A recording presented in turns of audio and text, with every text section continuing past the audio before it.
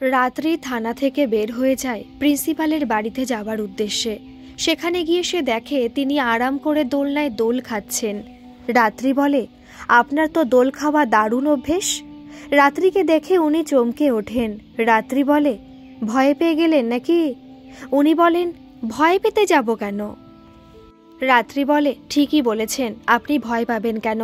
আপনার নামে এত ভুরি ভুরি থানায় অভিযোগ জমা পড়াতেও যখন আপনি ভয় পাননি তখন আপনি সহজে ভয় পাবেন না, সেটা আমি জানি।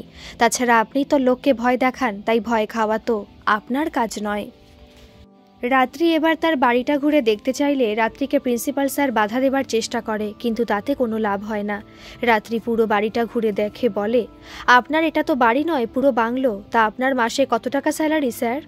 রাত্রির কথার কোনো উত্তর দিতে চান না। রাত্রি বলে, আপনি উত্তর না দিলেও আমি ঠিক জেনে যাব আপনার স্যালারি ডিটেলস এবং আপনার অ্যাকাউন্টের ট্রানজ্যাকশন ডিটেলস। কিন্তু তবুও স্যার, আপনার মুখ থেকে একবার জানতে খুব স্বাদ হচ্ছিল। আপনার বাড়ি দেখে আমি এতটাই মুগ্ধ হয়ে গেছি যে আমি আপনার স্যালারিটা শুনে আপনার মতোই একটা বাড়ি বানাতে চাই। তার জন্য আপনার মতোই কাজ করতে চাই স্যার। তাই এরকম বাড়ি বানাতে গেলে কি কি কাজ করতে হয়? শুনে উনি বলেন, আপনি কি কাজের কথা বলছেন? রাত্রি বলে, আপনি যা যা করেন আমি তাই তাই করব, তবু তো আপনার মতো বাংলো বানাতে পারবো। আচ্ছা স্যার, এই বাংলো আপনার স্যালারি থেকে হয়েছে নাকি অন্য কোনো সোর্স আছে আপনার? আপনি বলুন না, আমি কাউকে বলবো না।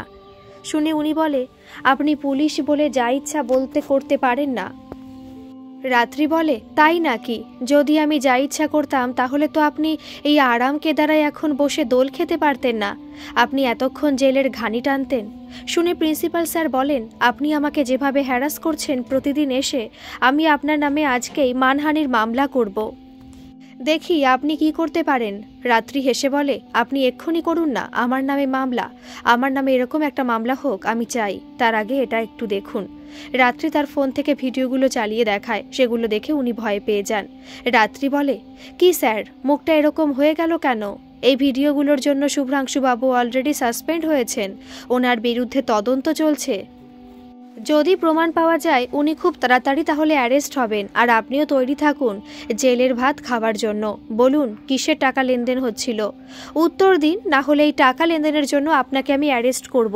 জবাব দিন স্যার, না হলে আপনাকে কেউ বাঁচাতে পারবে না। শুনে তিনি চুপ করে থাকে।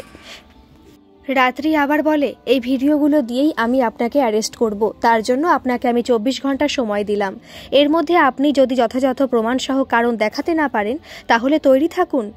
রাত্রি ওনার বাড়ি থেকে বেরোতেই মৃন্ময় ফোন করে বলে, এইটা করার কি কোনো দরকার ছিল দিদি? আপনি এটা ঠিক করলেন না।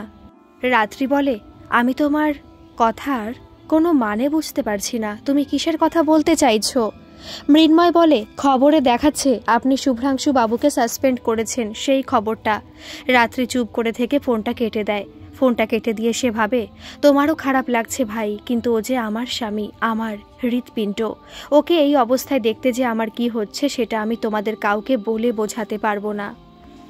আমার অহংকার আজ কলঙ্কিত হয়েছে সবার সামনে, আর সেগুলো বসে বসে দেখছি।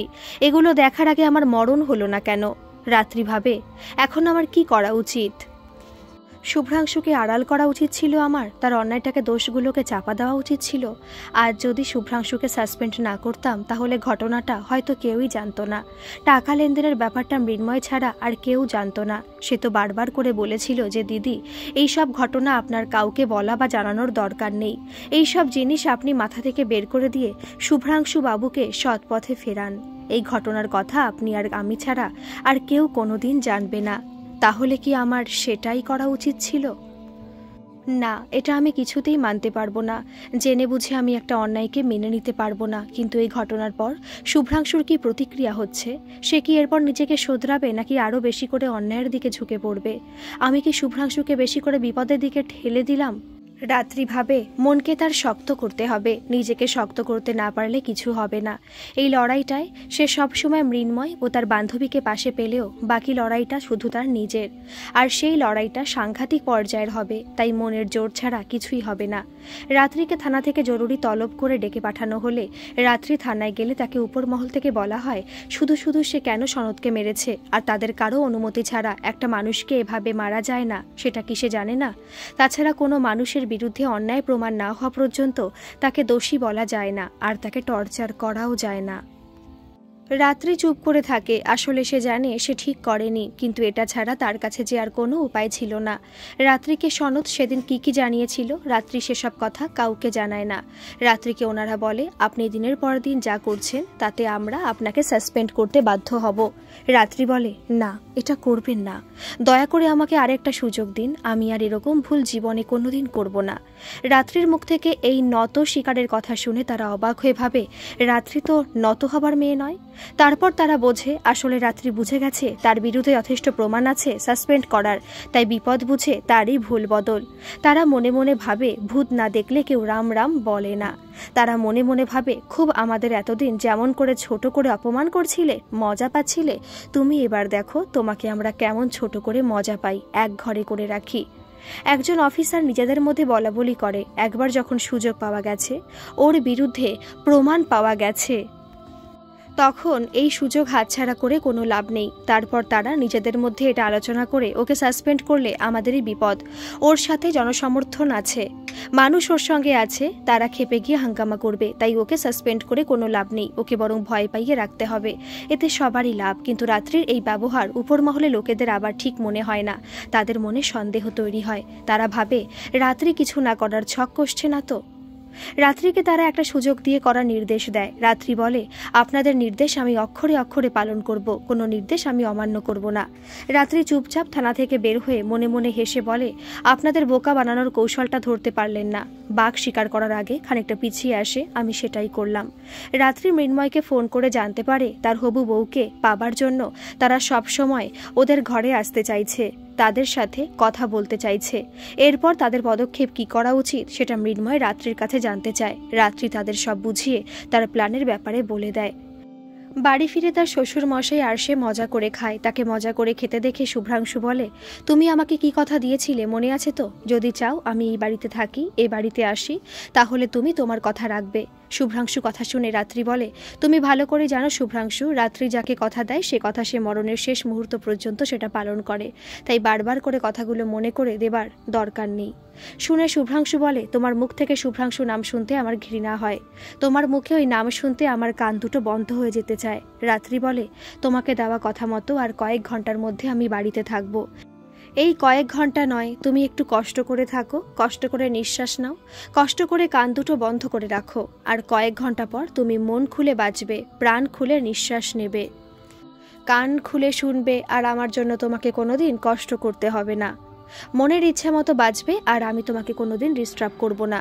শুভ্রাংশু রাত্রির কথাগুলো না শোনার ভান করে সেখান থেকে চলে যায়। শুভ্রাংশু চলে গেলে রাত্রি মনে মনে বলে, শুভ্রাংশু তুমি আর আমাকে কয়েক ঘন্টা সহ্য করতে পারলে না, আমার ওপর এতটুকু বিশ্বাস রাখতে পারলে না, বাবার সঙ্গে একটু হেসে কথা বলেছিলাম, তাই তুমি সেটা সহ্য করতে পারলে না, আমার ভালো তুমি সহ্যই করতে পারছো না।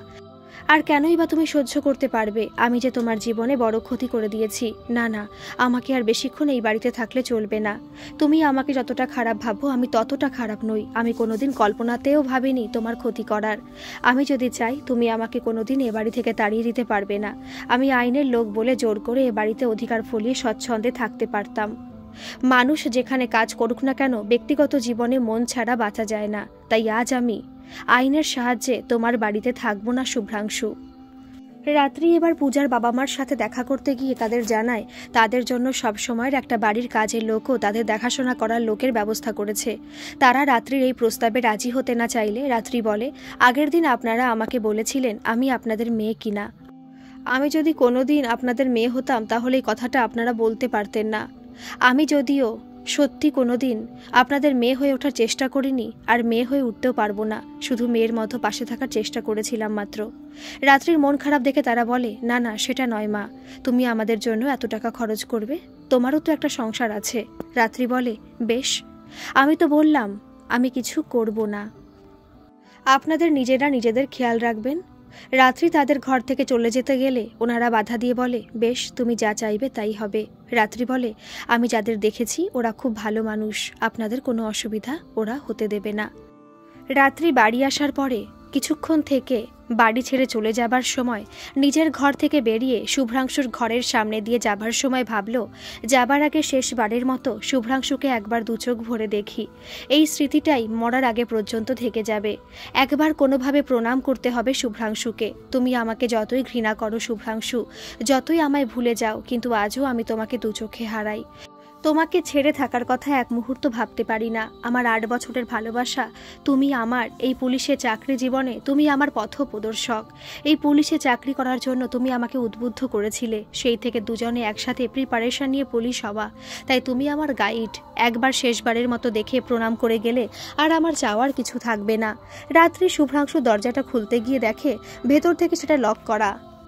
রাত্রি ভাবে, খুব ভালো করেছো শুভ্রাংশু, আমি যাতে তোমার ঘরে ঢুকতে না পারি তার জন্য তুমি ভেতর থেকে দরজাটায় লক করে দিয়েছো। রাত্রি আস্তে আস্তে জানলার কাজটা সরিয়ে দেখে শুভ্রাংশু ঘুমোচ্ছে।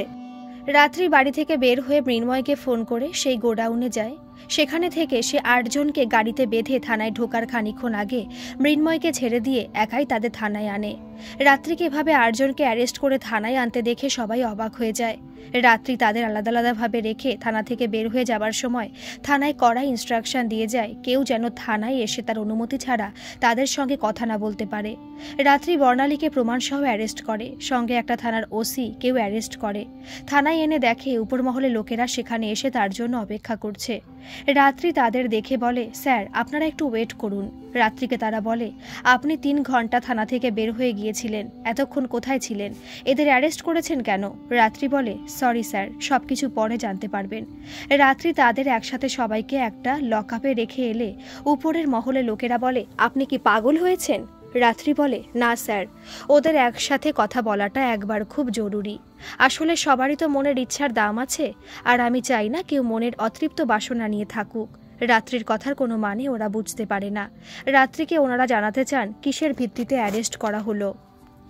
রাত্রি বলে, সব প্রমাণ আমার কাছে আছে স্যার, সব সঠিক সময় পেয়ে যাবেন। আসলে রাত্রির সব প্রমাণ মানে তাদের দেওয়া সমস্ত স্বীকারোক্তি মৃন্ময়কে দিয়ে সেগুলো সঠিক জায়গায় সঠিক সময়ে প্রেস করতে বলেছে। রাত্রি উপর মহলের অফিসারদের বলে, তাতেও যদি আপনারা জানতে চান কিসের ভিত্তিতে ওদের আমি অ্যারেস্ট করেছি, তাহলে লকআপে ওদের সাথে কথা বলতে পারেন, কেননা সর্ষের ভেতরই তো ভূত আছে। শুনে ওনারা চমকে উঠে বলেন, আপনি কি বলতে চাইছেন? রাত্রি বলে, আসলে আপনাদের মধ্যে কেউ কেউ আছেন যারা এগুলোতে মদত দিয়েছেন এবং এর সঙ্গে যুক্ত আছেন, অথবা আড়াল থেকে সাহায্য করেছে ওদের, কেননা ওরা আপনাদের নাম বলেছে। সবাই নয়, আপনাদের মধ্যে কেউ কেউ আছেন যারা এর সঙ্গে যুক্ত। আমি যদি মিথ্যে বলি তাহলে আপনারা চাইলে ওদের সাথে কথা বলতে পারেন। রাত্রির কথা শুনে ওনারা নিজেদের মধ্যে আলোচনা করে একজন লকআপের ভেতরে ঢোকার সিদ্ধান্ত নেয়। রাত্রি লকআপ খুলে দিলে উনি ভেতরে গিয়ে গোপনে কথা বলেন। রাত্রি নিশ্চিত হয়ে যায় উনি সেদিন ওদের সাথে ছিলেন ওখানে, তাই উনি ভয়ে সবাইকে আড়াল করতে চেষ্টা করেছেন এবং এই কথাটা ওরা আমাকে জানিয়েছে কিনা সেটা জানতে উনি ওখানে তাড়াতাড়ি করে গেলেন। রাত্রি অন্যান্য অফিসারদের বলে, আপনারা কিন্তু যাবেন না, আপনাদের সঙ্গে আমার একটু দরকার আছে, কিন্তু তার আগে আমার একটু সময় চাই। রাত্রি তাদের একটা ঘরে বসার ব্যবস্থা করে লকআপের দিকে যায়। যেতে যেতে ভাবে, সারা শহর এখন শান্তিতে ঘুমানোর কথা, কিন্তু সারা দেশের মানুষ প্রতিদিন রাত দখলে নামছেন। শান্তির নিস্তব্ধ রাত এখন আর শান্তির নেই। রাত্রির চোখে এখন ঘুম নেই। রাত্রি এবার লকআপে ঢুকে চাবি দেয়। রাত্রি কার্যকলাপ দেখে তার দিকে সবাই তাকিয়ে থাকে। তারপর তাকে বলে, আপনি এখানে এলেন কেন? রাত্রি বলে, কেন, আপনাদের সঙ্গে একটু গল্প করতে। রাত্রির কথা শুনে ওনাদের কোনো রকম প্রতিক্রিয়া না দেখে রাত্রি বলে, কেন, আপনারা আমার সঙ্গে গল্প করবেন না? বেশ, করতে হবে না, তাহলে সন্ধি করতে এলাম। আমাদের এই সন্ধির কথা কেউ কোনোভাবে জানতেই পারবে না। রাত্রির কথা শুনে প্রিন্সিপাল স্যার বলেন, হ্যাঁ বলুন, আপনি কি চান, কত চান? আমি সব দেব। রাত্রি বলে, কত দেবেন? উনি বলেন, আপনি কত চান সেটা বলুন। রাত্রি বলে, 1 কোটি। প্রিন্সিপাল স্যার বলে, বেশ দেব। রাত্রি বলে, আমার এক্ষুনি চাই। প্রিন্সিপাল স্যার বলে, বেশ তাই দেব। আমার বাড়িতে ড্রয়ারে অনেকগুলো চেক সই করা আছে, ওখান থেকে আপনার 1 কোটি টাকা হয়ে যাবে। রাত্রি বলে, বেশ বুঝলাম, কিন্তু আগে বলুন সেদিন কি ঘটেছিল? সত্যিটা তো আমাকে জানতে হবে, না হলে আমি কেসটা ধামাচাপা দেব কিভাবে? রাত্রির কথা শুনে প্রিন্সিপাল স্যার রাত্রিকে সব বলতে গেলে ওনাকে সবাই বাধা দিতে যায়। রাত্রি বলে, আপনারা সত্যিটা না বললে আমি কোনোভাবেই আপনাদের সাহায্য করতে পারবো না। প্রিন্সিপাল স্যার সবার বাধাকে অগ্রাহ্য করে রাত্রির কাছে সব স্বীকার করে সেদিন কি ঘটেছিল। রাত্রি বলে, আমি সব বুঝলাম। এগুলো আগে যদি স্বীকার করতেন তাহলে আপনাদের এত ঝামেলা পোহাতে হতো না, আর আমাকেও এত কষ্ট করতে হতো না। শুনে উনি বলেন, আপনি তো প্রথমে কোনো কম্প্রোমাইজ করতে চাইছিলেন না, আপনি শুধু নিজের অবস্থাতেই অনড় ছিলেন। আপনি প্রথমে 1 কোটি টাকার কথা চাইলেই আমরা দিয়ে দিতাম। রাত্রি বলে, এটা সত্যি, আমি তো তাই প্রথম থেকে জানতে চাইছিলাম আপনার ইনকাম সম্বন্ধে। আপনি তো কোনো কথাই বলতে চাইছিলেন না। রাত্রির কথা শুনে উনি বলেন, শুধু কি চাকরির টাকায় এত কিছু হয় ম্যাডাম?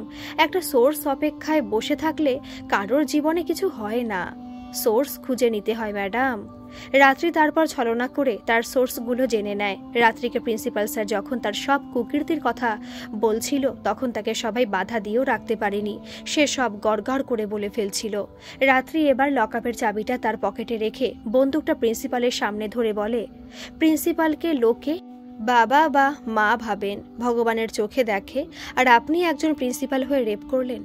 হাজার হাজার দুর্নীতি করে টাকার পাহাড় বানিয়ে সেই টাকা নিয়ে আমার মুখ বন্ধ করতে চেয়েছিলেন, কিন্তু না, তোদের আর কোনো সর্বনাশ করতে আমি দেব না বলেই রাত্রি তাকে প্রথম শ্যুট করে, তারপরে পুলিশের উপর মহলের এক অফিসারকে, তারপর সনৎ, বর্ণালী, তারপর একজন ডাক্তার যাদের বিরুদ্ধে প্রমাণ পেয়েছিল। গুলির শব্দে উপর মহলের বাকি লোকেরা ছুটে এসে তার এই রূপ দেখে হতভম্ব হয়ে দাঁড়িয়ে থাকে। রাত্রির এই এক এক করে গুলি করার সিন দেখে, তার রণচণ্ডী রূপ দেখে তাকে কেউ বাধা দেবার চেষ্টাও করে না। রাত্রি মোট 5 জনকে এনকাউন্টার করে বলে পুলিশ তাকে অ্যারেস্ট করলো। এর মধ্যে মিডিয়া সেখানে চলে যায় এবং খবরটা সব জায়গায় ছড়িয়ে পড়ে। মৃন্ময় প্রথমে খবরটা পেয়ে নিজের কানকেও বিশ্বাস করতে পারে না। সে ভাবে দিদি এরকম করতে পারে না, যে দিদির কাছে আইনের থেকে পরিবার, পরিজন, আত্মীয় স্বজন, এমনকি নিজের জীবনের কোনো মূল্য নেই, সে দিদি আজ আইনকে অমান্য করলো, আইনকে নিজের হাতে তুলে নিল। সব থেকে বড় কথা হলো, দিদি একবারও নিজের জীবনের কথা ভাবলো না, এভাবে নিজের জীবনটাকে শেষ করে দিল। এই দিদি কত বড় মুখ করে বলতো, ভাই তোকে আমি অনেক কষ্টে পেয়েছি, কোনো কিছুর বিনিময়ে আমি তোকে হারাতে পারবো না। আজ নিজেই সেসব সম্পর্কের মূল্য দিতে পারলো না। এই কাজটা করার আগে একবারও কি তোমার আমার কথা মনে পড়লো না দিদি? কেনই বা মনে পড়বে? আমি কি তোমার নিজের ভাই? এত সব একসাথে করলাম আর একবারও বুঝতেও দিল না যে তোমার মনে এসব চলছিল। আমি একবারও বুঝতেও পারলাম না তুমি এভাবে নিজের জীবনটাকে শেষ করে দিয়ে আমাদের সবার থেকে চিরকালের জন্য দূরে চলে গেলে। এখন বুঝতে পেরেছি সবই তোমার প্রি প্ল্যান ছিল, প্ল্যান করে তুমি সব করেছিলে। তাই তো ওদের দেওয়া জবানবন্দিগুলো আমার কাছে রেখে দিয়ে বলেছিলে সঠিক সময় সঠিক জায়গায় পেশ করতে। ছি, আমি এত বোকা বনে গেলাম। না, এসব ভাবলে আমার এখন চলবে না। এখন বাড়িতে হাত গুটিয়ে বসে থাকার সময় নয়, থানায় যেতে হবে, দেখতে হবে কি করা যায়।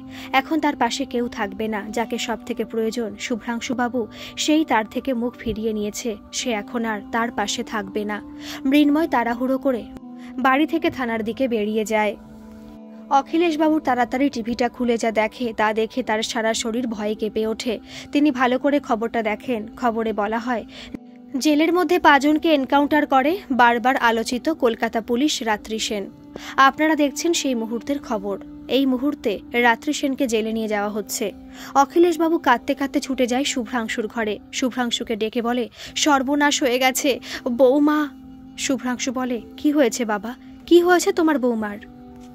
অখিলেশ বাবুর কান্না দেখে শুভ্রাংশু খুব ভয় পেয়ে গিয়ে বলে, বলো না বাবা, কি হয়েছে? অখিলেশবাবু শুভ্রাংশুর হাতটা ধরে টেনে নিয়ে গিয়ে টিভির সামনে দাঁড়িয়ে বলে, দেখ বৌমা কি সর্বনাশ করলো নিজের। খবরটা দেখে শুভ্রাংশু পাথরের মতো হয়ে গেল, মুখে তার কোনো কথা নেই। অখিলেশবাবু বলেন, আমাকে যেতে হবে, এক্ষুনি যেতে হবে, চল শুভ্রাংশু। শুভ্রাংশু বলে, গিয়ে আর কিছুই হবে না বাবা, সে তো যা ক্ষতি করার করেই ফেলেছে। শুনে অখিলেশবাবু বলেন, দেখছিস না বৌমার চোখে মুখে এখনো কেমন দাউ দাউ করে আগুন জ্বলছে। ওকে আমাকে শান্ত করতে হবে, না হলে ও সবকিছু ধ্বংস করে দেবে, আরও বড় সর্বনাশ না করেও থামবে না। শুভ্রাংশু বলে, তুমি যাও বাবা, আমি যাব না। অখিলেশবাবু ঘর থেকে বেরিয়ে গেলে শুভ্রাংশু নিজের ঘরে গিয়ে কাঁদতে কাঁদতে বলে, কেন এরকম করলে রাত্রি? তুমি যে আইনের কড়া রক্ষক, তোমার মতো নিষ্ঠাবান পুলিশ আমি এই জীবনে কাউকে দেখিনি। তুমি আইনের জন্য তোমার প্রাণ, তোমার স্বামী শুভ্রাংশুকেও ছাড়লে, তাহলে আজ কেন এরকম করলে? বলতে বলতে শুভ্রাংশু কান্নায় ভেঙে পড়ল।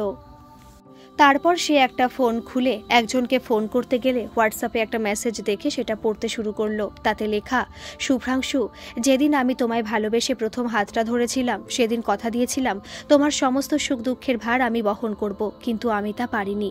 তোমার সুখের দিনে আমি পাশে থাকলেও তোমার দুঃখের ভার আমি নিতে পারলাম না, বরং আমি তোমার দুঃখের কারণ হয়ে দাঁড়াবো এটা কোনোদিন ভাবিনি। তুমি ভালো থেকো, তুমি তোমার পছন্দ মতো উপযুক্ত মানুষের সাথে জীবন শুরু করবে, এটাই আমি চাই। তোমাকে আমি সব রকম মিথ্যে বন্ধন বোঝা থেকে মুক্তি দিয়ে গেলাম। আমি উকিলের সাথে কথা বলে সাইন করে যাবতীয় ফর্মালিটি করে দিয়ে গেলাম, তাই তোমার চিন্তার কোনো কারণ নেই। রাত্রে লেখা কথাগুলো পড়ে শুভ্রাংশু ফোনটা রেখে দিয়ে বিছানায় শুয়ে কাঁদতে কাঁদতে বলে, আমি এবার বুঝে গেছি তুমি কেন এরকম করলে। তুমি আমার জন্য তোমার জীবনটাকে এভাবে শেষ করে দিলে। রাত্রি, তুমি যে আমাকে বলতে তোমাকে ছাড়া আমি থাকতে পারবো না, যদি কোনোদিন তুমি আমার হাতটা ছেড়ে দাও, আমাকে একা করে দাও, সেদিন আমি নীরবে চলে যাব। তুমি তাই করলে, এভাবে আমাকে শাস্তি দিলে। রাত্রে তুমি দেখলে খুনিদের তুমি যখন প্রমাণসহ ধরে ফেলেছ, তখন আইনের হাতে ছেড়ে দিলে তারা হয়তো কোনো না কোনো দিক দিয়ে বেঁচে যাবে, নয় তাদের বিচার পেতে কতকাল কেটে যাবে। তুমি আমার কাছ থেকে অবহেলা পেয়ে জীবনের কাছ থেকে পালিয়ে যেতে চাইলে। দুদিক থেকে তুমি সব বুঝে বুদ্ধি খাটিয়ে সব কাজ করেছো। আমি তোমাকে কোনোদিন ভালোবাসতে পারিনি রাত্রি। ভালোবাসলে তোমাকে আমি এতটুকু বুঝতাম, কিন্তু তোমাকে আমি সামান্যটুকু বুঝতে পারলাম না। তুমি আমার অহংকার ছিলে, তার পরিবর্তে আমি তোমাকে না বুঝে দূরে সরিয়ে দিলাম। আমি খুনি রাত্রি, আমি তোমাকে শেষ করে ফেললাম। শুভ্রাংশু দরজা খুললে তার মা বলে, দেখবি আয়, টিভিতে কি দেখাচ্ছে, তোর জীবনের আপদ আজ নিজেই বিদেয় হয়েছে। তোর এবার আনন্দের দিন, তোর প্রমোশন হবে। ও যা করেছে তাতে ওর ফাঁসি হবেই, তার জন্য অন্য জায়গায় বিয়ে করতে তোর কোনো বাধা নেই। তুই মেয়ে পছন্দ কর তাড়াতাড়ি, আমি তোর বিয়ে দিয়ে দেব। শুনে শুভ্রাংশু বলে, আর কত নিচে নামবে?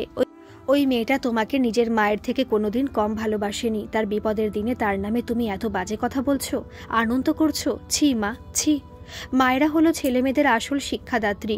তাদের আদর্শে সন্তানরা প্রতিপালিত হয়। সন্তানরা যদি কোনো ভুল করে, মায়েরা তাদের শাসন করে সৎপথে ফিরিয়ে আনার ব্যবস্থা করে। তুমি তা না করে আমাকে আরও বিপদে ঠেলে দেওয়ার ব্যবস্থা করলে। দিনের পর দিন আমি যখন অন্যায় করছিলাম, দিনের পর দিন আমি যখন বিপদে যাচ্ছিলাম, তখন কেন তুমি আমার গালে একটা চড় মেরে বললি না যে তুই ভুল করছিস? তা না করে রাত্রি আমার ভুলটা শোধরাতে চাইছিল বলে তুমি রাত্রির ওপর চড়া হলে। মা, বাবা মার ঋণ সন্তানেরা কোনোদিন শোধ করতে পারে না। তুমি আমার জন্য অনেক কিছু করেছো, তাই আমিও তোমার ঋণ কোনোদিন শোধ করতে পারবো না। তোমাকে আমি কোনোদিন বাজে কথাও বলতে চাই না, তাই হাত জোর করে বলছি, দয়া করে আমার জীবনে আর ঢুকতে এসো না। তুমি জানবে তোমার ছেলে মৃত। শুনে তার মা বলে, এ কথা বলিস না, সন্তানের মৃত্যুর কথা বাবা মা সহ্য করতে পারে না। শুনে শুভ্রাংশু বলে, বাহ মা, ছেলের মৃত্যুর কথা শুনে তোমার বুকটা ফেটে যাচ্ছে, তুমি কেঁদে ভাসাচ্ছ, অথচ ছেলের বউকে প্রতিদিন 100 বার মৃত্যু কামনা করো, আর আজ তার ফাঁসির কথা ভেবে আনন্দে লাফাচ্ছ। তুমি মা না, তুমি মা নও। মা হলে এই কথা তুমি কোনোদিন বলতে পারতে না। আমার কিছু ভালো লাগছে না মা, তুমি এই ঘর থেকে চলে যাও। শুভ্রাংশু তার মাকে ঘর থেকে বের করে দিয়ে দরজাটা বন্ধ করে দেয়। না, আমাকে ওর কাছে যে করেই হোক পৌঁছতে হবে, কিন্তু কোন মুখে ওর সামনে গিয়ে দাঁড়াবো? রাগের বশে আমি ওকে যা মুখে এসেছিল তাই বলে অপমান করেছি, কত বাজে বাজে কথা বলেছি, এ বাড়ি থেকে চলে যেতে বাধ্য করেছি। আজ আমার জন্য এত বড় একটা ঘটনা ঘটালো। ও ফুলের মতো কোমল, কেউ ওকে একটা বাজে কথা বললে ওর চোখে জল এসে যেত। তাকে আমি কত কাঁদিয়েছি, আমার জন্য ও ওর মনটাকে পাষাণ করে ফেলেছে। এতগুলো মানুষকে মারতে ওর একবারও বুক কাঁপলো না। শুভ্রাংশু ঘর থেকে বের হয়ে যায়। রাত্রির শাশুড়ি শুভ্রাংশুর ঘর থেকে বের হয়ে নিজের ঘরে গিয়ে চুপ করে বসে থাকে। আসলে তার ছেলের কথাগুলো তার একদম ভালো লাগে না। তার ছেলের কথাগুলো যেন তার কানে বারবার প্রতিধ্বনিত হয়ে ফিরে ফিরে আসছে। সে ভাবে তার জন্য তার ছেলে মরতে চায়। সে কেমন মা হলো, ছি। অখিলেশবাবু থানায় গিয়ে বলেন, আমি রাত্রি সেনের শ্বশুর, আমি ওকে একবার দেখতে চাই, কিন্তু অফিসাররা ওনাকে কেউ দেখা করার পারমিশন দেন না। উনি বলেন, আপনারা বুঝতে চাইছেন না, ওর সঙ্গে দেখা করাটা আমার কত জরুরি, না হলে আরও বড় সর্বনাশ হয়ে যাবে। কিন্তু ওনার কথা কেউ শোনেন না। হঠাৎ মৃন্ময় শুনতে পায় একজন রাত্রি সেনের পরিচয় দিয়ে তার সঙ্গে দেখা করার জন্য কাঁদছে, হাহাকার করছে। মৃন্ময় তাড়াতাড়ি ছুটে এলে দেখে অখিলেশবাবু এরকম করছেন। অখিলেশবাবু ও মৃন্ময় বারবার অনুরোধ করেও তারা রাত্রিকে একবার চোখে দেখতে দিলেন না। শুভ্রাংশু এসে অফিসারদের বারবার করে কাকুতি মিনতি করলেও কোনো লাভ হয় না।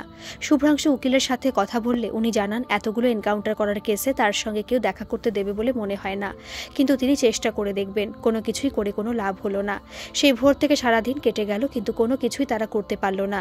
সন্ধ্যের পর শুভ্রাংশু ও তার বাবা বাড়ি ফিরে এলে গেটে ঢোকার সময় দেখে রাত্রির শাশুড়ি দরজার বাইরের দিকে তাকিয়ে দাঁড়িয়ে আছে। তাদের দেখে উনি বলেন, বৌমার সাথে দেখা হলো? তার কথা শুনে অখিলেশ বাবু বলেন, না। জ্ঞানদা দেবী তার স্বামী অখিলেশ বাবুকে বলেন, আমি অনেক ভুল অন্যায় করেছি, তুমি আমাকে ক্ষমা করো।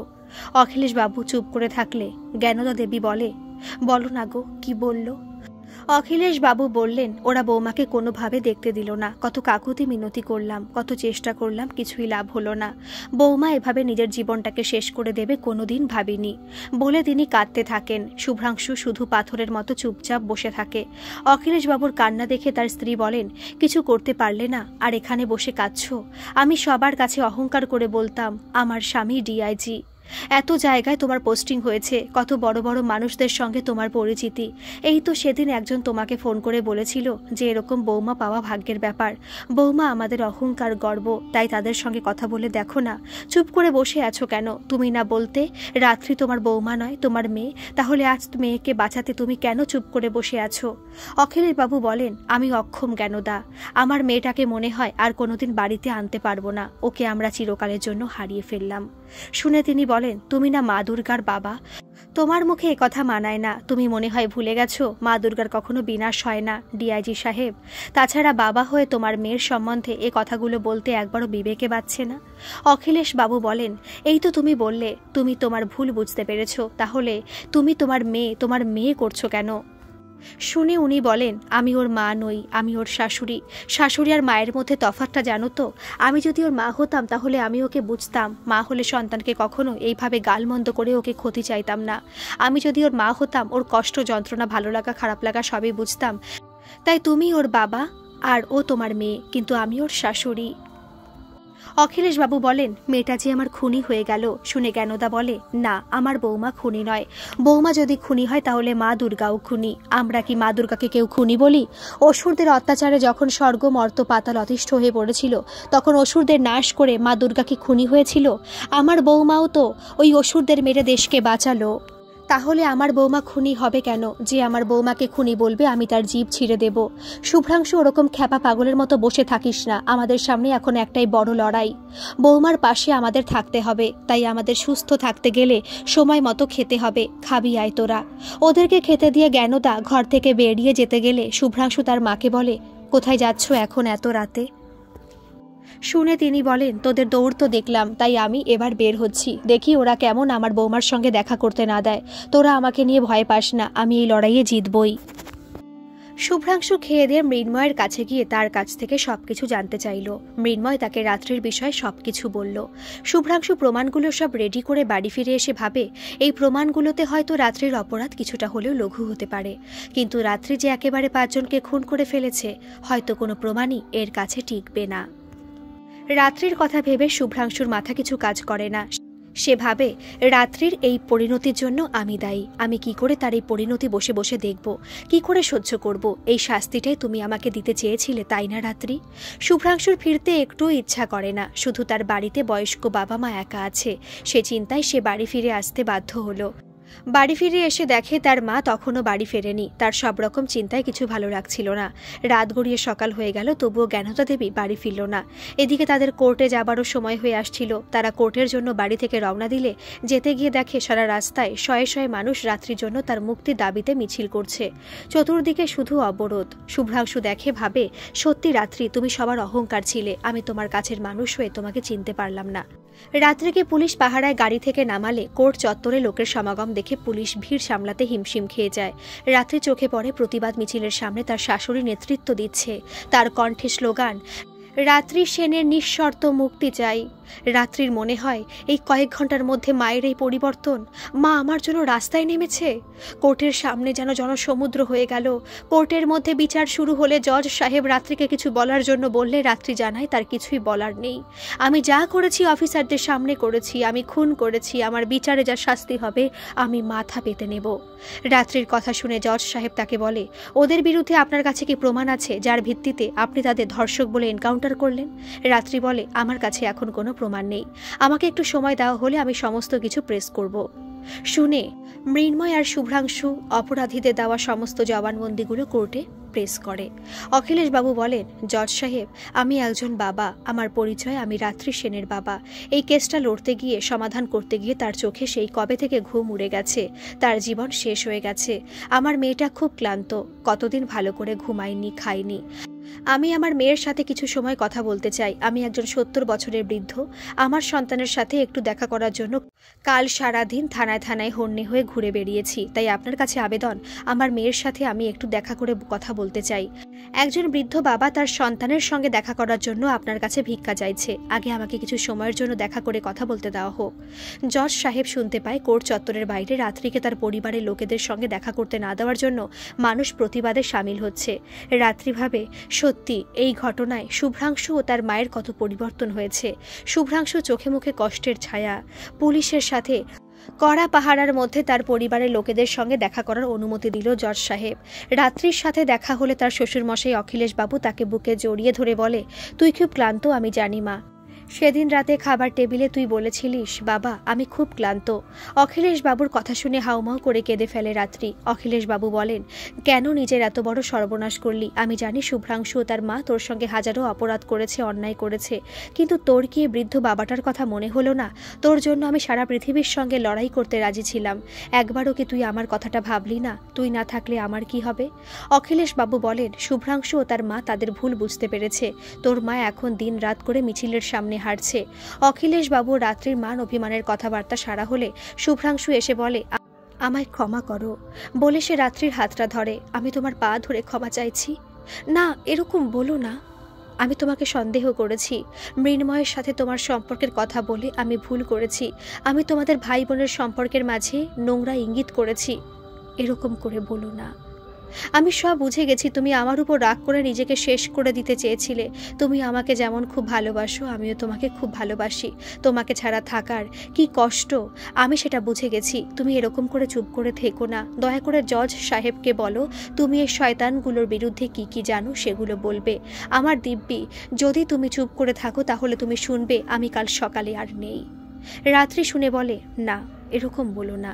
আমি কথাগুলো সহ্য করতে পারি না। শুভ্রাংশু বলে, তাহলে কথা দাও, তুমি সব সত্যি বলবে।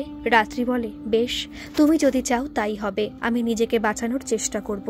আমি সত্যি কথা বলবো।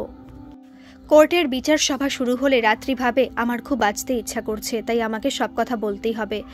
রাত্রি জজ সাহেবকে বললেন, আমি যে 5 জনকে মেরেছিলাম তাদের মধ্যে প্রিন্সিপাল একজন দুর্নীতিগ্রস্ত মানুষ। তাছাড়া ধর্ষণের সঙ্গে তিনি প্রত্যক্ষভাবে যুক্ত ছিলেন, আর প্রত্যেকেই স্বীকার করেছে ধর্ষণের সঙ্গে তারা যুক্ত ছিল। আমি তাই এই ঘটনার সঙ্গে যারা যুক্ত তাদের এই প্রমাণগুলো মৃন্ময় বাবু ও শুভ্রাংশু বাবু আপনার কাছে পেশ করেছে। আরও কয়েকজন যাদের বিরুদ্ধে আমার আরও কিছু প্রমাণ পাওয়া বাকি ছিল, তাই তাদের শুধু অ্যারেস্ট করেছিলাম, কিন্তু ওরাও দোষী। কোর্টের বিচার সেদিনের মতো শেষ হলো। পরবর্তী দিনের জন্য সবাই অপেক্ষা করে থাকে। এদিকে রাত্রির বিচারের দিন এসে গেলে রাত্রির শাশুড়ি জ্ঞানদা দেবী জজ সাহেবকে বলে, জজ সাহেব, আমার বৌমা নির্দোষ, ওকে মুক্তি দিন। জ্ঞানদা দেবীর কথা শুনে জজ সাহেব বলেন, অপ্রাসঙ্গিক কথা বলবেন না। উনি যে খুন করেছেন সেটা উনি স্বীকার করেছেন। তাছাড়া সমস্ত অফিসারদের সামনে উনি খুনটা করেছেন, তার সাক্ষী সবাই।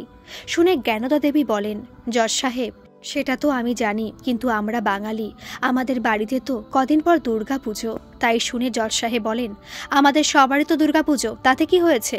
শুনে জ্ঞানদা দেবী বলেন, আপনি পুজো করেন? জ্ঞানদার কথা শুনে জজ সাহেব বলেন, আপনি কি এখানে গল্প করতে এসেছেন? জ্ঞানদা বলে, বলুন না। জজ সাহেব বলেন, হ্যাঁ, আমরা সবাই তো দেবীর আরাধনা করি। জজ সাহেবের কথা শুনে জ্ঞানদা বলেন, অসুরদের বধ করে মা দুর্গা স্বর্গ মর্ত পাতালকে রক্ষা করেছিল, বসুন্ধরাকে বাঁচিয়েছিল। পৃথিবীতে শান্তি এসেছিল বলে আমরা শক্তির দেবী হিসেবে মা দুর্গাকে পুজো করি। আমরা মাটির দেবীকে পূজা করি, আর জ্যান্ত দেবী কেন ফাঁসিতে ঝুলবে? বলুন জজ সাহেব, আমার বৌমা তো জানোয়ারদের মেরে দেশকে বাঁচিয়েছে, এদেশের নারীদের সুরক্ষিত করেছে, তবে তার কেন ফাঁসি হবে? জ্ঞানদার কথা শুনে জজ সাহেব চুপ করে থাকেন। তারপর তিনি বলেন, আইন আইনের পথে চলবে, আইন আবেগের পথে চলে না। তাই ওনাকে ওনার শেষ ইচ্ছেটুকু পূরণ করার সুযোগ দিলাম। রাত্রিকে জিজ্ঞাসা করা হলো তার জীবনের শেষ ইচ্ছা কি। জজ সাহেবের এই কথা শুনে সবাই বুঝে গেল রাত্রির ফাঁসি নিশ্চিত। রাত্রি বলে, আমি আমার স্বর্গপুরী, আমার বাড়িতে একটা দিন মানে 24 ঘন্টা কাটাতে চাই, আর আমার কোনো ইচ্ছা নেই। জজ সাহেব রাত্রিকে তার শেষ ইচ্ছা পূরণের অনুমতি দিলেন। এমন সময় রাত্রির উকিল জজ সাহেবকে জানায়, রায়দানের পূর্বে দুজন তার সঙ্গে কথা বলতে চায়, যাদের বক্তব্য এই কেসের রায়দানের ক্ষেত্রে খুবই গুরুত্বপূর্ণ।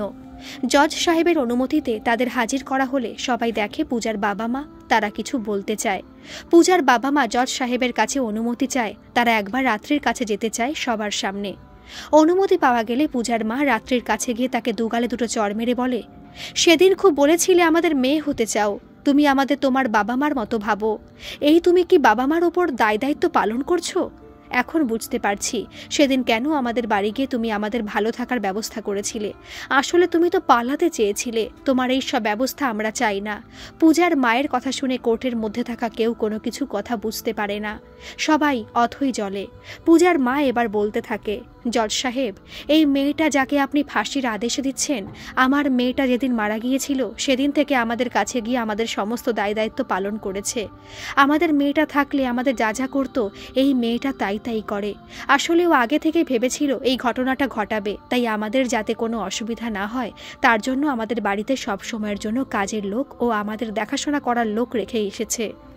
এখানে শেষ নয়, তাদের বেতন বাবদ আমাদের অ্যাকাউন্টে 2 লাখ টাকা করে পাঠিয়েছে, সেটা আমরা পরে দেখতে পেয়েছি। জজ সাহেব, যে মেয়েটা আমাদের মেয়ের এই পরিণতি দেখে সমানে কেঁদে যাচ্ছিল, সে কখনো খুনি হতে পারে না। ও তো ধর্ষকদের খুনিদের শেষ করে আমাদের সবাইকে বাঁচিয়েছে। তাছাড়া ও আমাদের কান্না হাহাকার দেখেছে। আমরা ওকে বারবার করে বলতাম সব অপরাধীরাই তো আইনের থেকে ঠিক কোনো না কোনোভাবে মুক্তি পেয়ে যায়। আমার মেয়ের দোষীদের তুমি শাস্তি দিতে পারবে তো? তাই ও আমাদের কথা ভেবে ওই কাজটা করেছে।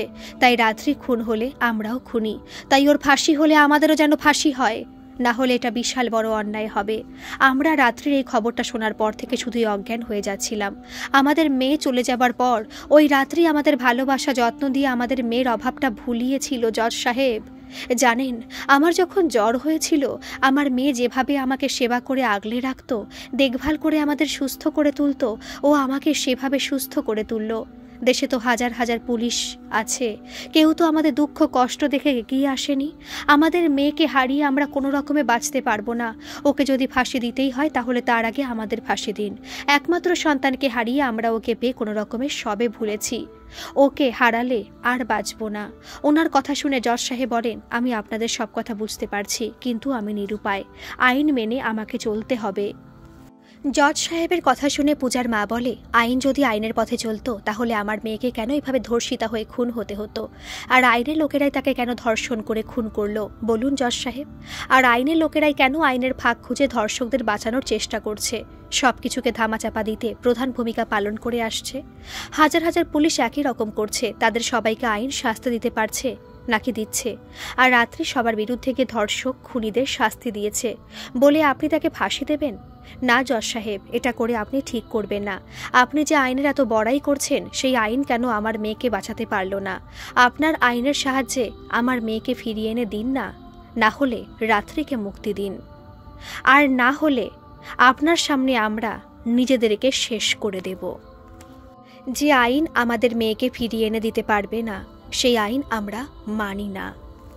ধর্মাবতার মানুষের জন্যই তো আইন। আইনের দ্বারা মানুষের যাতে ভালো হয়, মঙ্গল হয়, মানুষ যাতে সুবিচার পায়। কিন্তু সেই আইনের দ্বারা মানুষ যদি কষ্ট পায়, মানুষের যদি তাতে কোনো মঙ্গল সাধনা না হয়, তাহলে সে আইনের কিসের দরকার? মানুষ আইনের উপর ভরসা করবে কেন? রাত্রি জজ সাহেবকে বলেন, আমি কিছু বলতে চাই।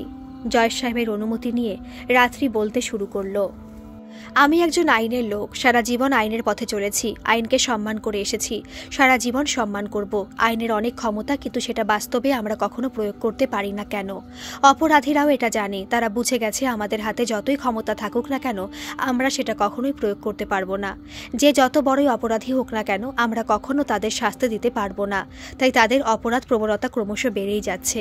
তাছাড়া তারা জানে তারা যত অপরাধী করুক না কেন আইনের লোকেদের সাহায্যে তারা কোনো না কোনোভাবে ঠিক ছাড়া পেয়ে যাবে। আর আমাদের মতো কিছু সৎ পুলিশ অফিসার যাদের হাতে কোনো ক্ষমতা থাকে না, আমরা আইনের জন্য ক্ষমতাহীন জড়বস্তুর মতো লড়াই করে যাই।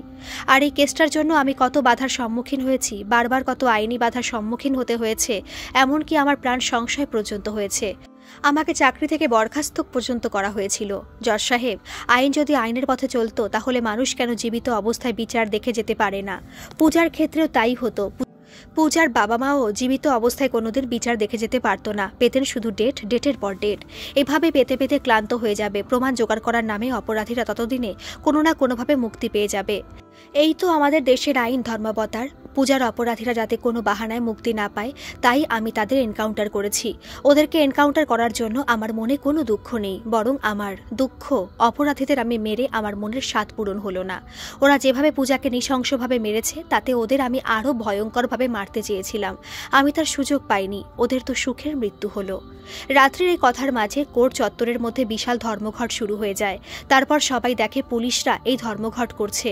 পুলিশের বিক্ষোভের কারণ জানতে চাইলে তারা জানায় তারা আইনের লোক হয়ে আইন রক্ষা করা তাদের কাজ হলেও হাজার অন্যায় দুর্নীতি অপরাধ দেখেও চুপ করে থাকতে বাধ্য হয়। অথচ তাদের থেকে নেতা মন্ত্রী গুন্ডাদের হাতে ক্ষমতা অনেক বেশি, তাই তারা তাদের আদেশ মতো কাজ করতে বাধ্য হয়। আইনের রক্ষক হয়ে আইন রক্ষা করতে কেন তারা অপরাধীদের শাস্তি দিতে পারবে না? আজ রাত্রি সেন যদি শাস্তি পায় তারা সবাই চাকরি করবে না, এ চাকরি তারা ছেড়ে দেবে। শুভ্রাংশু জজ সাহেবকে বলে, আজ যে রাত্রিকে আইন অমান্য করে 5 জনকে খুন করার অপরাধে আপনি ফাঁসি দিতে যাচ্ছেন, সেই রাত্রি সেন এত নিষ্ঠাবান একজন আইনের রক্ষক যে স্বামী হয়েও আমি অপরাধ করায় আমাকেও সাসপেন্ড করেছিল। রাত্রি গোপনে আমার বিরুদ্ধে অনুসন্ধান চালিয়ে আমাকে ধরেছিল। এই ঘটনার সাক্ষী কেউ ছিল না। ও চাইলেই ঘটনাটা ধামাচাপা দিতে পারত, কিন্তু ও তা করেনি। জজ সাহেব, ও সত্যি কখনো অপরাধ করেনি, অপরাধ আমি করেছি। যেদিন পূজা খুন হলো, রাত্রি এই ঘটনা তদন্তে নামলে অপরাধীরা বুঝে যায় তারা ধরা পড়ে যাবে, তাই তারা ভয় পেয়ে আমাকে অনেকে ফোন করে। তারপরে একদিন প্রিন্সিপাল আমাকে ডেকে পাঠালে আমি ওনার কাছে গেলাম। উনি আমাকে বলেন ওনার কলেজের কোনো বদনাম উনি চান না, তাই রাত্রিকে উনি আটকানোর কথা বলেন। শুধু তাই নয়, উনি বলেন আমি রাত্রিকে যদি এই কেসটা থেকে সরিয়ে আনতে পারি তাহলে উনি আমার প্রমোশন করিয়ে দেবেন। তারপর রাত্রি একদিন আমার সাথে ওনাকে কথা বলতে দেখে সন্দেহ করে, আমার কাছ থেকে জবাব চায়, কিন্তু আমি ওকে কোনো কথা বলতে পারিনি। রাত্রিকে থামানোর জন্য উনি আমাকে চাপ দিতে থাকলে আমি রাত্রির উপর নানা রকমভাবে চাপ সৃষ্টি করি, তাও ওকে আটকাতে পারিনি। আমি লোভের বশবর্তী হয়ে আমার প্রমোশনের জন্য রাত্রিকে আটকানোর জন্য আমি ওর কাছ থেকে সবকিছু কেড়ে নিয়েছি। আমি ওর জীবন থেকে সরে গিয়েছিলাম, ওর জীবন থেকে সংসার ঘরবাড়ি সবকিছু কেড়ে নিয়েও ওকে পিছু হটাতে পারিনি। আইনের জন্য ন্যায়ের জন্য নিজের স্বামী পরিবার থেকে সব রকম অত্যাচারিত হয়েও ও তার লক্ষ্য থেকে একবারও সরেনি। এসবের মাঝে প্রিন্সিপাল স্যার একদিন আমাকে বলেন উনি আমার প্রমোশনের সব ব্যবস্থা করে ফেলেছেন, তাই আমার প্রমোশন বাবদ ওনাকে 50,000 টাকা দিতে হবে। আর সেই টাকা একটি গোপন জায়গায় আমি দিতে গেলে রাত্রি আমাকে ধরে ফেলে, সাসপেন্ড করে দেয়। আমাকে শাস্তি দিন, কিন্তু ওর মতো পুলিশ এদেশে খুবই কম। রাত্রিকে এদেশের বড়ই প্রয়োজন। পূজার মা বাবা জজ সাহেবকে জানায় রাত্রিকে অবিলম্বে মুক্তি না দিলে এই মুহূর্ত থেকে তারা অনশন শুরু করছে। রাত্রি শাশুড়িও একই কথা বলেন। হাজার হাজার পুলিশ এই অনশনে সামিল হয়। জজ সাহেব কোনো রকমে কোর্ট থেকে বেরিয়ে গেলে কোর্ট চত্বরে লাখ লাখ মানুষের অনশন শুরু হয়ে যায়। রাত্রির ফাঁসি আটকাতে সারা দেশের মানুষ ঝাঁপিয়ে পড়ে। শুধু দেশ নয়, দেশের বাইরে মানুষ প্রতিবাদে সামিল হয়। দেশে এক অরাজকতা সৃষ্টি হয়। পুলিশ মানুষকে সামাল দিতে ব্যর্থ হয়ে পড়ে। চিকিৎসা, শিক্ষা সমস্ত ক্ষেত্রে তার প্রভাব পড়তে থাকে। ডাক্তাররাও মানুষকে চিকিৎসা করতে অস্বীকার করতে থাকে। ফলে দেশে এক হাহাকার অবস্থা তৈরি হয়। বিনা চিকিৎসায় কত শত মানুষ মারা যেতে থাকে। শুধুমাত্র রাত্রির বিনা শাস্তি মুক্তির দাবিতে মানুষের এই প্রতিবাদ। এক এক করে দিন যত যেতে থাকে এই অনশনে মানুষের সংখ্যাও ক্রমশ বাড়তে থাকে। রাত্রিকে জেলের মধ্যে পুলিশ সমস্ত খবর দেয়। এই সব ঘটনা সে জানতে পেরে তার মনে হয় শুভ্রাংশু তাকে এখনও এত ভালোবাসে। শুধু তাই নয়, শাশুড়ি সত্যি তার মা হয়ে উঠেছে। পূজার বাবা মাও যে তাকে মনে মনে মেয়ের আসনে বসিয়ে দিয়েছে সেটা সে কখনোই বুঝতে পারেনি। শুধু তাই নয়, দেশের অগণিত মানুষ যে তার জন্য এরকম করবে সে ভাবতে পারে না। সে এই সব কিছু বাধা দিতে চায়, কিন্তু তার যে কোনো কিছুই করার নেই। রাত্রি ভাবে এর শেষ কোথায়। হাজার হাজার দেশবাসীর এই অনশন দেখে রাত্রিও জেলের মধ্যে খাওয়া দাওয়া বন্ধ করে দেয়। রাত্রির ফাঁসির বিরুদ্ধে সারা দেশের মানুষের এই প্রতিবাদ দেশের সর্বস্তরের মানুষকে নাড়া দেয়। অনশনে কত মানুষ অসুস্থ হয়ে পড়ে। রোদ ঝড় বৃষ্টিতে উপেক্ষা করে মানুষ অনশনে অনর থেকে প্রতিবাদ করে। জ্ঞানদা দেবী ও অখিলেশবাবু রাত্রির সাথে দেখা করলে রাত্রি তাদের বারবার করে অনুরোধ করে খাবার জন্য। আসলে তাদের শরীরে নানা রকমের সমস্যা, তাদের নানা রকমের ওষুধ খেতে হয়, তাই তাদের উপোসে থাকা একদমই চলবে না। কিন্তু রাত্রির কোনো কথাই তারা শোনেন না। তারা তাদের সিদ্ধান্ত থেকে এক চুলও সরতে চায় না। অবশেষে কোর্টের রায়দানের সময় এসে গেলে হাজারো পুলিশ পাহারায় কোর্টের বিচার সভা বসলেও মানুষকে সামলাতে পুলিশ হিমশিম খেয়ে যায়। জজ সাহেব রাত্রিকে বলে, যত যাই ঘটে যাক, আপনি তথ্য প্রমাণ দিয়ে কোর্টকে সাহায্য করতে পারতেন। কোর্টে ঠিকই ন্যায় বিচার হতো, তা না করে আপনি নিজের হাতে আইনকে তুলে নিয়ে অন্যায় করেছেন। আপনি যে অভিযোগগুলো উপর মহলের পুলিশ কর্তাদের বিরুদ্ধে করেছিলেন সেগুলো অধিকাংশ ক্ষেত্রে সঠিক এবং প্রমাণিত, এবং আইনের কিছু অসাধু লোকেরা আইনকে বিপথে চালিত করে দোষীদের আড়াল করার চেষ্টা করে আইনকে অবমাননা করেছেন। তাই বলে আপনি আইনকে নিজের হাতে তুলে নিয়ে এভাবে শাস্তি দিতে পারেন না। রাত্রির বিচারের রায় শোনার জন্য সারা দেশ অপেক্ষা করে থাকে। জজ সাহেব বলেন, আপনার সমস্ত রেকর্ড সার্চ করে যা দেখলাম, আপনি সত্যি একজন দায়িত্বপরায়ণ সৎ অফিসার। আপনি আইনের একজন আদর্শ রক্ষক, কিন্তু আপনার এই হঠকারী সিদ্ধান্তকে কখনোই কোনো আইন আদালত সমর্থন করে না। আপনার মতো একজন অফিসারের কাছ থেকে এটা মোটেই কাম্য নয়। কিন্তু প্রত্যেক দেশের আইন মানুষের তৈরি, আর সেটা মানুষের জন্য, মানুষের ভালোর জন্য, মানুষের সুরক্ষার জন্য। তাই সব দিক বিচার বিবেচনা করে কোর্ট আপনাকে মুক্তি দিচ্ছে। এই রায় আমার নয়, কোনো আইনের নয়। এই রায় মানুষের, সর্বসাধারণের রায়, সারা দেশের মানুষের রায়। তাই এই রায় জনগণের রায় বলেই ঘোষিত হলো। দেশের সর্বস্তরের মানুষ আপনাকে সমর্থন করে, আপনার পক্ষে তারা দিন রাত করে ঝড় বৃষ্টি রোদ বজ্রপাতকে উপেক্ষা করে ধর্মঘটে সামিল হয়েছেন, অনশন করছেন। আপনার জন্য তারা মরতেও রাজি। শুধু দেশের নয়, দেশের বাইরের মানুষ আপনার নিঃস্বার্থ মুক্তি চায়। তাই সবার কথা মাথায় রেখে এই সিদ্ধান্তে উপনীত হলাম। দেশের প্রতি আপনার অবদান, আপনার দায় দায়িত্ব পালন দেখে সারা দেশ আপনার কাছে কৃতজ্ঞ। তাই আপনাকে পুনরায় আপনার কাজে ফেরার অনুমতি দেওয়া হলো। সেই সঙ্গে আপনাকে কিছু সাবধানতা অবলম্বন করতে আদেশ দিচ্ছে আদালত। পূজার ধর্ষণ এবং খুনিদের ঘটনায় আপনি যাদের এনকাউন্টার করেছেন তাদের বিরুদ্ধে আপনার সব প্রমাণই সঠিক ছিল, আর যে কজনকে আপনি অ্যারেস্ট করেছেন তাদের বিরুদ্ধে সিবিআই তদন্ত চলছে। তাই আপনাকে আদেশ দেওয়া হচ্ছে, আপনি আপনার মতো করে তদন্ত করতে পারেন, কিন্তু আপনি তাদেরকে কোনোভাবে এনকাউন্টার করবেন না। আপনি সিবিআইকে সাহায্য করতে পারেন, প্রমাণগুলো আপনি তাদের হাতে তুলে দিতে পারেন। কোর্ট তাদের নিশ্চয়ই শাস্তি দেবে। জজ সাহেবের এসব কথা শেষ হলে রাত্রি বলে, আমি যখনই কোনো ধর্ষক জানোয়ারদের দেখব বা তাদের বিরুদ্ধে প্রমাণ পেলেই আমি এইভাবে তাদের শুট করব। এদেশে ধর্ষকদের কোনো জায়গা নেই। শত শত পবিত্র মানুষের জন্মভূমি এ দেশকে কলঙ্কিত করতে আমি দেব না। এইভাবে প্রমাণ জোগাড় করার নামে দিনের পর দিন সময় না দিয়ে তাদের এইভাবে এনকাউন্টার করলে দেশে আর কোনো ধর্ষক তৈরি হবে না। রাত্রির এই মতামতকে সমর্থন করে হাজার হাজার মানুষ হৈ হৈ করে কোর্টের মধ্যে এক উত্তাল পরিস্থিতির সৃষ্টি করে। জজ সাহেব রাত্রিকে বলেন, আপনি এই রকম করলে দেশের আইনের ধারাকে, আদালতকে অবমাননা করা হবে। এটা কি আপনি বোঝেন না? আপনার মতো মানুষের কাছ থেকে আমরা মোটেও এটা আশা করতে পারি না। দেশে হাজারো পুলিশের মাঝে আপনার মতো একটা রাত্রি সেন থাকলে আমাদের দেশ থেকে দুর্নীতি, অন্যায়ের প্রবণতা একদমই কমে যাবে। তাই এই দেশে আপনাকে খুব দরকার। আপনার মতো মানুষ এইভাবে নিজেকে শেষ করে দেবেন না। আপনাকে দেশবাসী কোনোভাবেই হারাতে চায় না। আপনি যেমন একধারে একজন নিষ্ঠাবান কঠোর পুলিশ অফিসার, অন্য ধারে আপনি একজন মহান মানবী। তাই আপনাকে পুনরায় কাজে বহাল থাকার অনুমতি দেওয়া হলো। সেই সঙ্গে পূজার এই কেসে যারা আপনাকে বাধা দিয়েছেন তাদের বরখাস্ত করে তাদের বিরুদ্ধে তদন্ত করার অনুমতি দেওয়া হলো। শুভ্রাংশু বাবু তার অন্যায় স্বীকার করার জন্য তার অপরাধ কিছুটা কম বলে বিবেচনা করে তাকে 7 দিনের জন্য কারাদণ্ড দেওয়া হলো। তারপরে তাকে পুনরায় কাজে বহাল থাকার অনুমতি দিল কোর্ট। সেই সঙ্গে ন্যায় কর্তব্যপরায়ণ পুলিশ অফিসারদের ক্ষমতা নিয়ে যে প্রশ্ন রাত্রি সেন, জনগণ এবং কিছু পুলিশের মনে উঠেছে সেটা বিবেচনা করে দেখার জন্য সময় নেওয়া হলো। ধর্ষক এবং খুনিদের শাস্তি বিষয়ে নতুন আইনের ধারা রচনা করার জন্য আলোচনা করার অনুমতি দিল কোর্ট। জজ সাহেবের এই রায় শুনে দেশের মানুষ খুব খুশি হলো, কিন্তু রাত্রির শুভ্রাংশুর জন্য খুব খারাপ লাগে। তার মনে হয় সেই শুভ্রাংশু তার ভুল বুঝতে পারল, তবু সে একটা অন্যায়ের সঙ্গে যুক্ত হয়ে গিয়েছিল। শুভ্রাংশুকে জেলে নিয়ে যাবার আগে রাত্রি দেখা করলে শুভ্রাংশু বলে, আজ আমার সবথেকে আনন্দের দিন। রাত্রির মুখ দেখে সে বুঝতে পারে সে মোটেও খুশি নয়, তার মন খারাপ। শুভ্রাংশু তাই রাত্রিকে বলে, তুমি না থাকলে আমি আধারে হারিয়ে যেতাম। তুমি আমাকে সে বিপদ থেকে বাঁচিয়েছ, আর তুমি তো চেয়েছিলে আমি সৎ পথে ফিরে আসি। তাহলে তোমার আজ মন খারাপ কেন? 7 দিন দেখতে দেখতে কেটে যাবে। রাত্রিকে পেয়ে অগণিত মানুষ যারা রাত্রির জন্য দিনের পর দিন অনশন করে কাটিয়েছিল তারা সবাই খুবই খুশি। রাত্রি তাদের সাথে কথা বলে তাদের বাড়ি পাঠানোর ব্যবস্থা করে। রাত্রি পূজার বাবা মার কাছে গিয়ে বলে, আপনারা অসুস্থ অবস্থায় এইভাবে দিনের পর দিন অনশন করেছেন। শুনে রাত্রির বাবা মা বলে, এক মেয়েকে হারিয়েছি, আর এক মেয়েকে হারাতে পারবো না, তাই তাকে ফিরে পেতে আমরা সব করতে পারি। তাদের কথা শুনে রাত্রির শাশুড়ি জ্ঞানদা দেবী বলেন, আমার বৌমা ছোটবেলায় বাবা মাকে হারিয়ে তাদের আবার আজ নতুন করে ফিরে পেল। পূজার বাবা মা বলে, ঠিকই বলেছেন, পূজাকে হারিয়ে আমরা তোমাকে পেয়েছি, তাই কোনো কিছুর বিনিময়ে আমরা তোমাকে হারাতে পারবো না। আমরা মনে প্রাণে তোমাকে মেয়ে বলে জানি মা, তাই তুমি ভালো থেকো।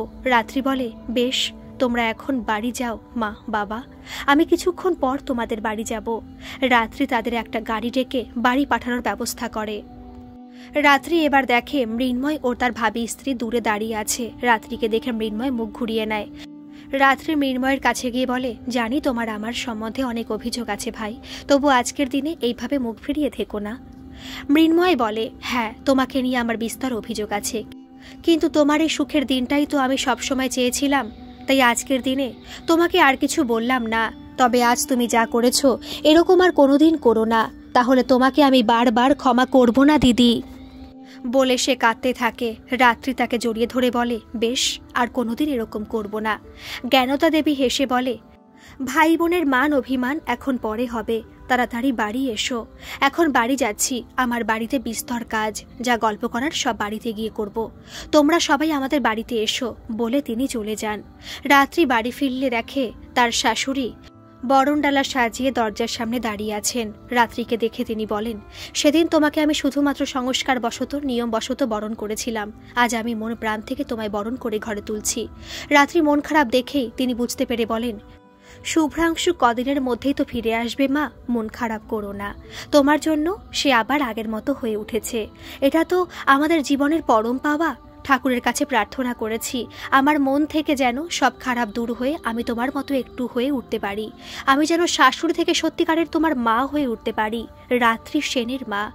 রাত্রি স্নান করে পুজো করে খাবার টেবিলে খেতে বসলে তার শ্বশুর শাশুড়ি বলেন, আজ অনেক দিন পর আবার বাড়িটা যেন প্রাণ ফিরে পেল। কতদিন ঘুমাওনি, কতদিন খাওনি, ভালো করে খেয়ে দিয়ে একটু রেস্ট করো। এমন সময় রাত্রির ফোনটা বেজে উঠলে রাত্রি ফোনটা ধরতে ধরতে ছুটে ছুটে ঘরের দিকে যায়। সেটা দেখে জ্ঞানদা দেবী ও অখিলেশ বাবু দুজনে চিন্তিত মনে রাত্রির ঘরের দিকে তাকিয়ে থাকে। তারপর রাত্রি পুলিশের পোশাক পরে এসে বলে, আমি আসছি মা বাবা। অখিলেশ বাবু বলেন, কোথায় যাচ্ছিস? রাত্রি বলে, একটা আদিবাসী বস্তি দাউ দাউ করে জ্বলছে বাবা, সেই বস্তির ঘরেতে কতগুলো দুধের শিশুকে ঘুম পাড়িয়ে তার মায়েরা কাজে গেছে, আমাকে এক্ষুনি সেখানে যেতে হবে, দুধের বাচ্চাগুলোকে আমাকে বাঁচাতেই হবে, আমি আসছি। জ্ঞানদা দেবী বলেন, মেয়েটা খেলো না, কতদিন ভালো করে ঘুমায়নি। অখিলেশ বাবু বলেন, তাই আমি কি এমনি বলি, আমার বৌমা আমার গর্ব? সবাই যখন নাকে সর্ষে তেল দিয়ে ঘুমোচ্ছে, তখন আমার রাত্রির চোখে ঘুম নেই। আসল তিলোত্তমা তো কোনো বিচার পেল না। গল্পেই নয়, লেখক রাজেশ ঘোষ তিলোত্তমার বিচার পাওয়ার ব্যবস্থা করেছেন। যদি সত্যি এটা হতো তাহলে আমাদের থেকে খুশি আর কেউ হতো না। আপনাদের মতামত কমেন্টে জানাবেন, ভালো লাগলে একটা সাবস্ক্রাইব করে দেবেন। ধন্যবাদ।